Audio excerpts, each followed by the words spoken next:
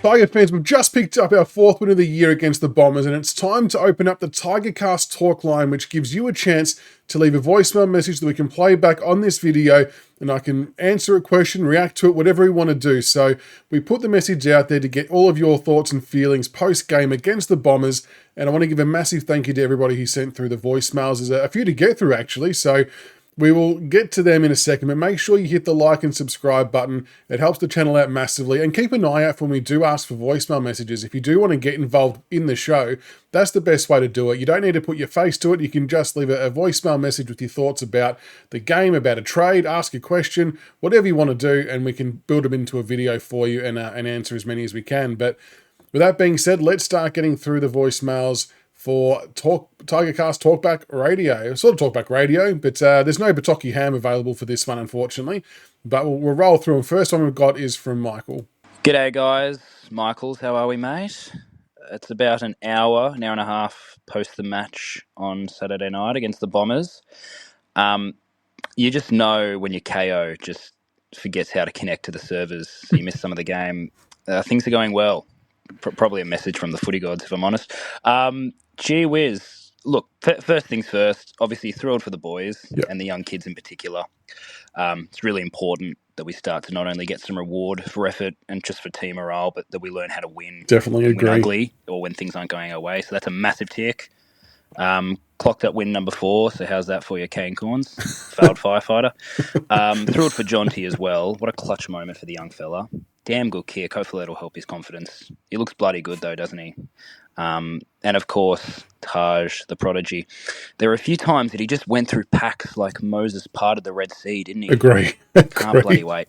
Anyway, go Tigers. Keep positive, everyone. We'll be right, won't we? A couple more years, we'll be back there. Cheers, Michaels. Go Tigers. That's a good one, Michael. Thanks for the voicemail. Yeah, I mean, I haven't had the KO issue. I've never had KO, so I do read a lot of people with issues with the buffering and stuff like that. So, yeah, hopefully that clears up for you. But no, very good call on Taj, just parting the sea. And you're spot on with Jonty Fall as well. The confidence that kick would have gave him would be huge. It's just solid reward for effort. I think we've all seen the work rate that he's had at game level, and just not being able to convert those chances has been a little bit frustrating, but hopefully he feels a bit better about himself. And yeah, it was an interesting game, but like I said, we got the 4 points, and yeah, there's been a few people along the journey. Mark Bickley, the other one, who famously said we weren't going to win a game all year. Now we're up to 4, so it's nice to prove a few doubters wrong, and hopefully a few more to come, but thank you for that. Next one we've got is from Bunnyman. G'day, Tiger fanatics. How good was that? Well, we'll take it. Anyway, I'd just like to congratulate Nick Lawson and also Adam Uze just for the way he has just been handling all the presses and, just the way he congratulated all the guys and said it wasn't an ugly game for us repeatedly, He said it actually really meant something to us, and the contrast of that with Brad Scott, who just kept saying it was terrible, and the way Ooze has been handling himself and really getting behind the players, even after all the 11 goal thumpings and stuff. It's been a real shining light, I reckon, and I reckon he's doing a great job. But anyway, thanks, guys, and go Tigers. Thank you for that, Bunny, man. It's a good call, firstly, on Vlosten. I mean, we are in a position at the moment where it can be a bit of a struggle to win in these milestone games. So the fact we're able to get up for him was super important, and just a great result all round. And I was the same as you, listening to those post-game press conferences. It was two very, very different coaches, wasn't it, in the way they were handling it. Uze, I suppose, in a lot of ways embraced what the game looked like for us, and we're happy to get a win of any type at this stage of our development, and sometimes scrappy wins are worth a bit more. But yeah, Brad Scott was pretty pissed off with how that one panned out. So I'm with you. I think Uze's really done well managing the media stuff, wrapping his arms around the players and really getting behind them publicly as well. So it's been a good step forward for him from last year, most definitely. So I definitely agree. Up next, we've got Damien. Yeah, Guru is a Tiger here. Absolutely loved Jonty Fall's last goal in the last quarter, set up by Taj Houghton. Could have easily ran the ball out of bounds, but he decided to keep it in, took the risk, got some help from James Tresize put it on the chest of Jonty. Jonty went back from 45 metres on the boundary line and slotted it through. It was the goal that got us the win, and it was just brilliant play by Taj. Good attacking play, didn't go the defensive way, and just shows you what youth can do. Really happy with that. All the young boys played well. All the senior boys played well. It was a hard game to watch, but glad we won. Would have been a horrible way to lose, but really glad we won. It'll give the boys a bit of confidence. Go Tigers. That's the thing, isn't it? Thank you for that message. Essendon supporters coming away from that will be extraordinarily frustrated because we at least walked away with 4 points. Despite how bad the game looked visually, we still got the 4 points and everyone's happy. But to your point, talking about the Taj Houghton play, I actually ended up having goosebumps while you were describing that, just thinking back to that moment, because it's such a really good, smart IQ play from a first gamer. Like you said, he could have had the easy option and just taken that out of bounds, caused the stoppage, and then we reset. But to fight, to keep that in with a little tap, runs around his player, keeps the ball alive, gets it to Tresize, who hits up Jonty Fall. And even to Tresize's credit, he could have quite easily blazed away as well inside 50 and pulled it to the hot spot. So to lower his eyes and hit up Jonty, who was unopposed, was really, really good discipline play all round. And like you said, for Jonty to go back and finish that, super important for his confidence. You can tell he's going to be a player. Like, there's no doubt about it. And it's just, he's already had over 20 shots at goal for the year and as a first-year key forward. I think that's pretty impressive. I know he's missed a lot, but I think the fact he's generating those scoring shots is a really positive step forward. But the lead-up play to it was pretty special, and I think that's a really good highlight. So thank you for that. Next one we've got is from Ash. Last night's game was a real grind to watch in the end. Good luck to the players and coaches sitting through the review for this game this week. We bagged the 4 points and we move on. I'm not too sure it reflects on how badly our forward line structure is at the moment or how bad spot Essendon are in currently. Taj Houghton's goal and mark in the first quarter was really good to see. It was great to see the boys get around him, and I think he's going to be an excitement machine for us. Especially, he's always trying to move the ball forward all the time. Even when it's on the ground, it was really good to see. Jonty Fall's mark and goal in the last quarter was also unreal to see. Hopefully, this boosts his confidence in front of goal, and moving forward, he can just build from that. Nick Vlossen, what a champion of the club. He's been my favourite since day one. I've got 4 of his player issue jumpers. He's just missed a dependable down back, and we would have been stuffed without him for many games, especially this year. Agree, Ash, agree. And well done on getting the player issue jumpers. That's a great haul. Well done there.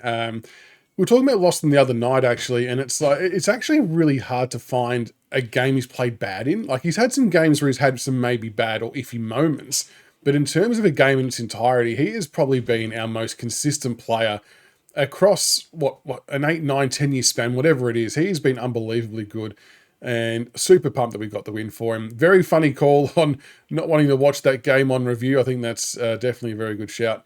That won't be pleasant viewing this week for the players, but we got the 4 points, and that's all that matters. But no, I do definitely agree on the Nick Vlossen call. Super player, and super happy we got that job done for him. Next one's from Black Crow. Hey there, Tiger fans and footy fans. It's Black Crow here. Just wanted to jump on and give my quick thoughts and opinions on the game just gone against Essendon. Yes, it was a very scrappy and low-scoring affair, but when the game was there to be won, we hung in there and dug deep, and our pressure rating went through the roof in the last quarter, which I was very happy to see. A little bonus as well, we did get up for Nick in his 250th, which I just thought was a great sign. As a Tiger champion, he deserved that to go along with his 3 premierships. Definitely. But, to touch on, our backline was amazing. Our transition out of the backline and having Shorty back there was really good, and we were able to make some quite damaging plays off halfback. The only thing we really struggled with was our forward line entry, which was to be expected with Tom Lynch not being there and a few key injuries. But as we notch up a few more games together and start progressing, we will start to see better results on the scoreboard. I'd say just be glad with the win. We've got to take them at the moment where we can. And, it's exciting times ahead for the boys, and hopefully we can bring out a strong performance again next week. Get excited, guys. It's exciting times ahead, and go Tigers. Thank you for that, Black Crow. I mean, the back line was so good, weren't they? Ben Miller, Tyler Young, Broad, Vlosten, Short, and Banks, and Tom Brown as well. So, I mean, Brownie probably had the least effective game if you're looking at it statistically from disposal efficiency numbers. But even him in the last quarter, he made two really, really important kicks that helped us out. He had that banana kick out of the back line that hit Taj Houghton on the wing, and then he snapped another one on his left foot across the face of goal that hit James Trezise, who was exiting defensive 50. Both extraordinarily brave kicks to take late in a game when the game's on the line, when you've had a bit of a dirty day by disposal. So to see him still back himself to do that was exciting. And, you know, Tyler Young coming back in, didn't miss a beat. Him and Ben Miller worked really, really well together. And look, Caddy and Peter Wright are dangerous forwards. So even though Essendon got their fair share of injuries as well, they still had their two big key pillars, their two big key forwards. So that hadn't changed. So the fact we were able to sort of keep a hold of them all game was an almighty effort from the defence, and they should be extremely proud. But yeah, our forward line, obviously a little bit dysfunctional at the moment, equally as dysfunctional as the Bombers' back line, so it was an interesting matchup. Just our ball movement going forward, we moved it forward from back line to forward line quite well, but we just couldn't finish it off by hitting a target. So definitely things we've got to work on, but like you said, 4 points is 4 points, and we'll take it every day of the week. Next one we've got is from Null. Hi, Chris and Big Footy Tigercast family. Noel Borg here. First of all, I'd like to congratulate Nick Vosson on his 250 games. It was great that the boys had a win on for his 250. It Definitely. was a scrappy game, very scrappy game, but it was awesome seeing the boys fight and get the W in the end. It's all learning experience, Yep. but also gives the boys confidence knowing they belong. Agree. There's going to be a lot more games like this probably, and maybe they'll have a few more hidings, but I believe in the long run, good things ahead. Yep. It was great seeing Taj playing his first game. Showed all, he's got some class, so big things ahead for him. And like I said, it's a learning experience for the boys. Mm-hmm. It was exciting getting the W, but like I said, I believe good times ahead for the boys. It'll be great once we get all the boys together, all these new guys. Once they play 50 games, big things ahead. That's it. That's the All we one. just have to wait now for young Smiley to play a game. But yeah, like I said, it was scruffy, but they fought it out, and it's the only way they can win. A win's a win. Scrappy, doesn't matter what. The W is what counts in the end. It's good for the fans and especially for the players. But yeah, that's my opinion. I believe in the next 2-3 years we'll be fighting for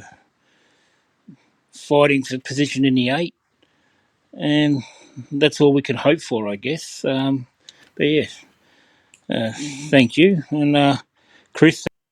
Thank you very much for that, Noel. Spot on, mate. It's just good to see that we didn't give up. I know that's been a bit of a theme of Uze's post-game messaging the last few weeks, especially during the tougher games that we've lost, with, you know, saying we didn't turn our toes up seems to be his phrase of choice. But it's, whilst it might seem boring and repetitive, it is factually correct. Like, we could have rolled over and lost those games. And like we said on the Monday night show, that the game against Essendon for me was always going to be the one that would give us a great indication of how our back half of the season was going, in a weird way, because it always felt like a game that we should definitely just still be in for a lot longer, if not win it. So the fact we were able to get the 4 points is a huge thing. And despite the way it looked, and like you said, it was ugly, but the win's the win.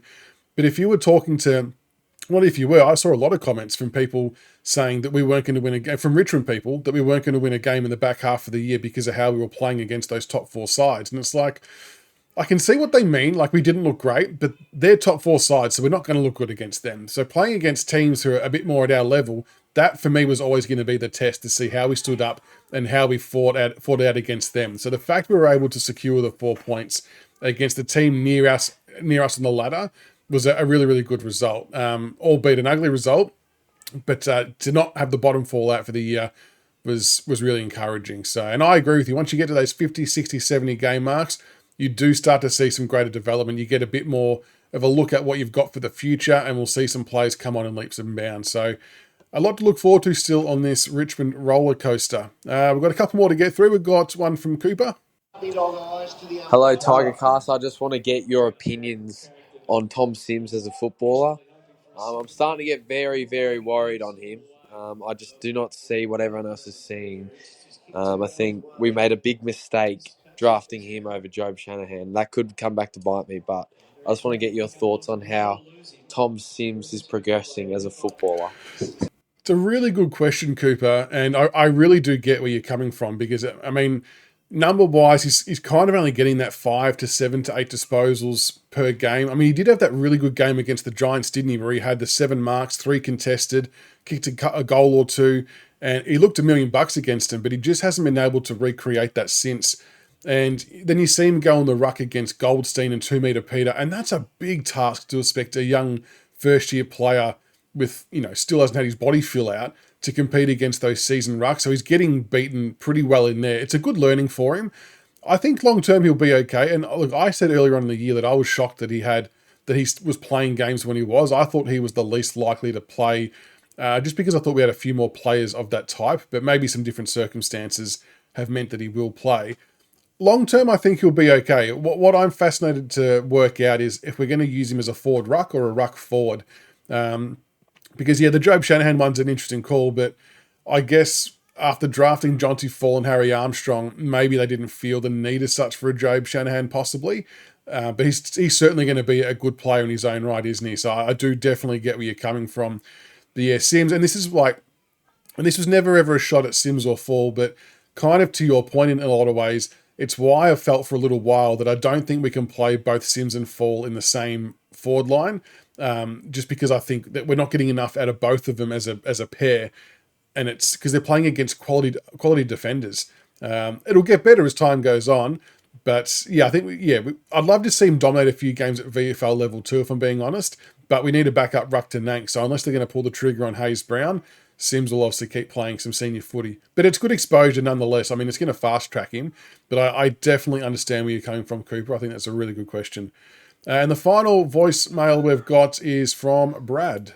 So I guess this is a bit like old Finey's final siren.